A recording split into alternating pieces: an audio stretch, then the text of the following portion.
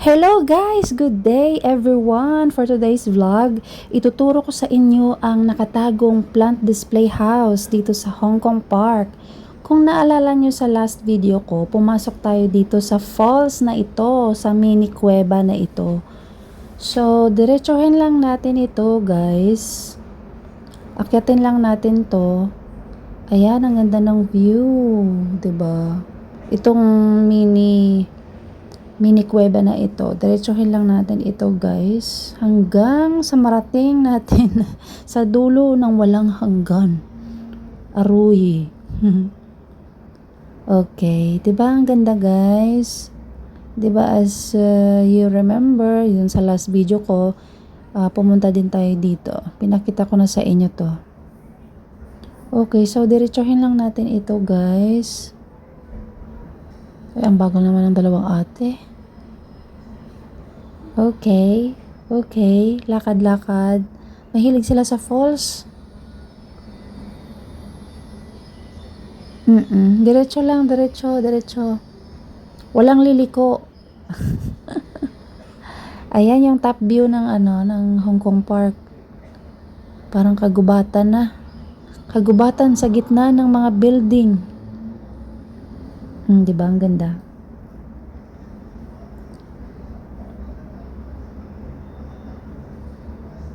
Ayan, may view pa doon sa doon sa dulo, meron pa yun doon. Malawak kasi to guys. Eto, wag tayong lumiko doon sa right ha, dito tayo sa left, diretsohin natin to. Okay, baybayin lang natin to. Itong daan na ito, na liko-liko. Ayan, may mini pond sila dito oh. Ay, ang ganda. Ayan, may ista dito eh. Ang ganda, 'di ba? Ayan, ayan pa oh. Oh, 'di ba?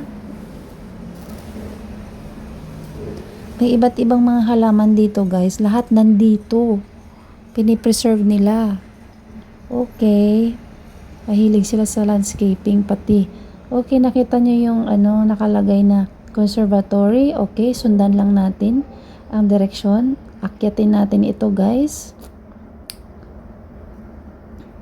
Ayan, conservatory to a view. Ano nakalagay ba doon? Okay, akyat pa tayo guys. 'Di ba? Ang ganda. Ang ganda ng ng view. Picture perfect talaga ito guys, no? Ang daming ng mga photographer. Ayan oh, si Kuya photographer 'yan. Okay, andito na tayo guys. 'Di ba? Ang lawak. Napakaganda ng view, pang talaga to, pang picture perfect. Pwede pang aura-aura dito. O, 'di ba?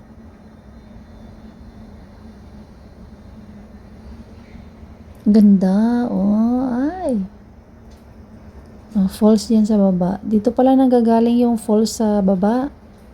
Yung falls na falls.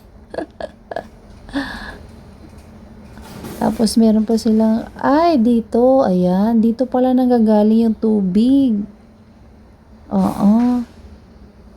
Ang ganda no, ingatan mo lang yung cellphone mo, mahulog dyan. Hindi mo na makuha. Ang ganda dito. Okay. So ito na guys, wala namang entrance to guys, libre lang to. Yung pag-visit pala dito guys is hanggang 5 PM lang. Nililimit nila yung oras ng pagpasok dito.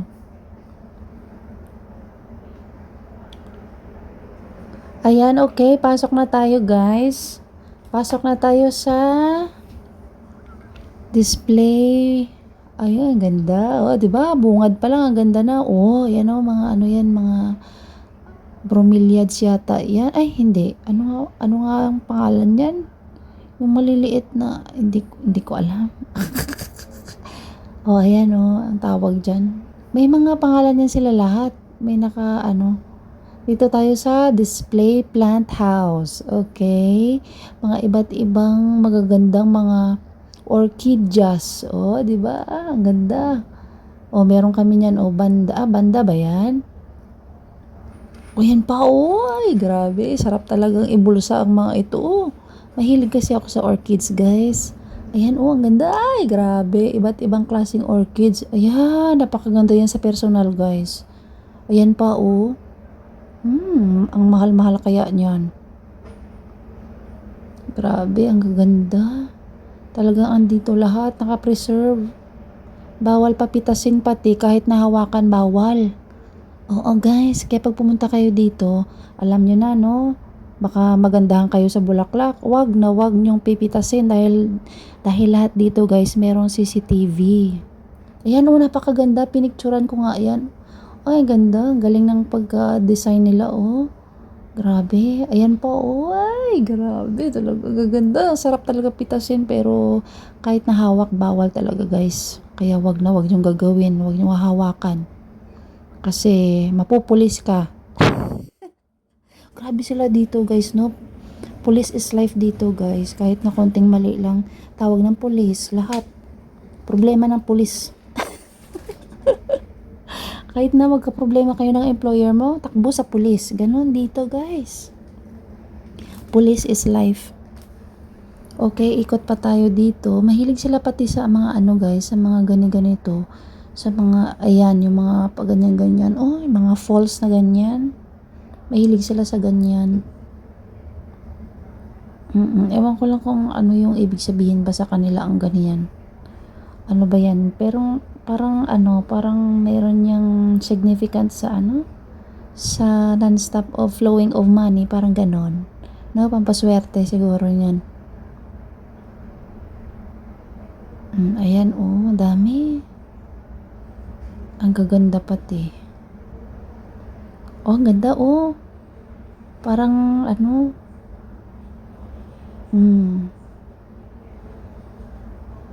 Ayan, ikutin lang natin guys. Ay, meron din palang mini bamboo dito. Chinese bamboo. Ay, meron kaming ganyan. Oh, dancing lady. Meron kaming ganyan. Ay, ganda. Ayan pa, oh. Ang galing nilang mag-design. O si ate, oh. Hinawakan nyo yung instrumento. Sinaway nga siya dyan. Pero hindi ko na binidyo. Kasi, na-respect. Ay, binidyo ko pala. Ayan, oh, nag-play si ate, oh. Sinaway nga. Ayan, sinaway na siya. Ayan, oh, nag-sorry siya. Nag-sorry si ate. Napahawak. Na-curious siguro. Nag-play siya. Ayan. Oh, meron din dito pero pwede ka din mag-picture dito. Meron silang nilagay na upuan. Ganda talaga nito sa personal talaga guys. Parang gusto ko talaga siyang pitasin. Pero, syempre, baka mapulis tayo. Ito oh, sobrang ganda nito talaga. Napakalaki nito sa personal. Napakaganda. Wala na akong masabi talaga. Puro maganda. So, akit pa tayo dito sa isa pang, sa second floor. Meron pa sila ditong another display. Hulaan nyo kung ano. Ito na, papasok na tayo guys. So itong room naman, another room naman na ito guys ay puro mga cactus dito guys. So nagtataka kayo kung bakit nabuhay yung mga cactus dito. So yung lugar na ito guys, nilagyan nila ng mainit ang lugar na ito guys. So diba guys, yung mga cactus nabubuhay sa sa mainit na environment. So, pagpasok mo dito sa kwarto na to, mainit siya guys. Perfect lang sa sa plant ng mga cactus. Ayan, ang gaganda. Iba't ibang klase ng cactus din ang nakatanim dito guys. Ayan oh. Para talagang nasa disyerto ka talaga. Oo, yung pakiramdam mo sa disyerto kasi mainit. Para ka lang sa Pilipinas. Sabi sa inyo hindi nyo mamimiss ang Pilipinas eh. Parang parang nandito na din lahat sa Hong Kong. Ayan, mga iba't ibang cactus yan guys. May mga pangalan pa yan pero hindi ko na binidyo yung mga pangalan. Sobrang haba na nun. Pag binidyo ko pa isa-isa. Ayan, may landscape din sila dito. Mga bato-bato kasi desert ito guys. Kunyari desert ito. Okay, baba tayo dito. Meron pa. Huwag kayong mainip. Meron pa. There's more. Okay. So, andito tayo sa disyerto guys, no? O ngayon, pasok naman tayo dito sa may tropical naman tayo guys. Sa may, ano bang, humid plant display ang tinatawag nila. So, dito guys, medyo ano siya, malamig-lamig. Kumbaga, sa Pilipinas, ayan o, may nilagay silang pampahumid. Yung ano, yung usok na yon. Yun, perfect naman ito guys para sa mga tanim na perfect lang sa ano, sa weather na ito na humid siya. And tinry ko kung bubukas, ay hindi pala pwede. Pang ano lang, pang entrance lang, hindi na pwedeng bumalik. Pag pumasok ka dito, hindi na pwedeng bumalik sa taas. Ayan itong room na to guys, ay punong-puno din siya ng mga bulaklak na perfect sa humid na weather. Ayan, meron din sa atin na ganito sa Pilipinas. Maano siya guys, medyo malamig-lamig, sakto lang yung ano, yung weather niya. 'Di ba? Ang healthy ng mga bulaklak, ng mga halaman. Meron din silang mga pangalan isa-isa. Ang dami nga. Ayan meron din sa atin yan crotons. Ayan Meron kaming ganyan din sa bahay Ayan, iba't ibang klaseng mga halaman yan guys, mga puno, ano pang tawag dyan. Ayan meron sa atin yan pinapabayaan lang ano ba tawag dyan? Zebrina. Ayan. Ayan ayan kahit na nga yung yung tawag dyan. Yan meron kami tanim dyan sa bahay. Lahat may pangalan. Pero ang ganda nito guys. Ayan, meron din kami dyan sa bahay. Yung ganyan, meron din kami ganyan sa bahay. Ayan pa, meron din kami. Maganda dito mag-stay. Medyo malamig-lamig siya. Parang ang weather sa Pilipinas ay yung naulan. Yun yung weather dito. Sakto lang yung lamig niya. Meron na naman silang falls na nilagay falls na falls. Maganda din ditong mag picture. Ayan yung usok pampahumid yan. Parang siya, parang pangpamist. Mist nila sa mga tanim. Parang mabasa-basa siya. Hindi sila malanta. Ganun. Mga ferns pala yung maliliit na yun. Merong maliliit. Mula sa maliit na ferns hanggang sa malalaking ferns. Andito. Ayan iba't ibang klaseng ferns. Ayan Diba guys, ang galing nila. Bawal din siyang hawakan guys. Hanggang tingin ka lang. Wag na wag mong hahawakan. Ayan parang lang din. Parang mga halaman sa Pilipinas. Andito lahat.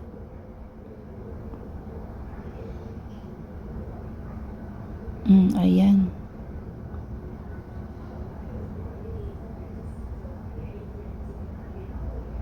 Diba ang ganda? Ayan maliliit na ferns. Meron ako niyan. Ayan. Binili ko pa yun. Mahal-mahal. Do not touch daw nakalagay. Mga bromeliads. Sa mga mahilig dyan, sa mga plantita dyan, manood na kayo ng video na ito para sa inyo talaga ito.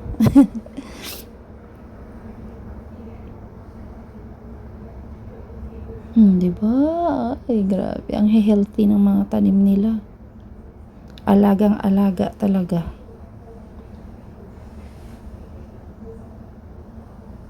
Ayan ang napakalaking ferns na nakita ko. So, ayan na malapit nang matapos, guys. Ayan na may pausok-usok pa. So, salamat sa mga nanood. Thank you very much. At kung nagustuhan nyo bang video ko na to, guys, please do subscribe to my channel and hit that notification bell para updated kayo sa aking mga latest na video. Thank you very much. Pa-like naman ako guys. Thank you. Bye-bye. See you on my next vlog.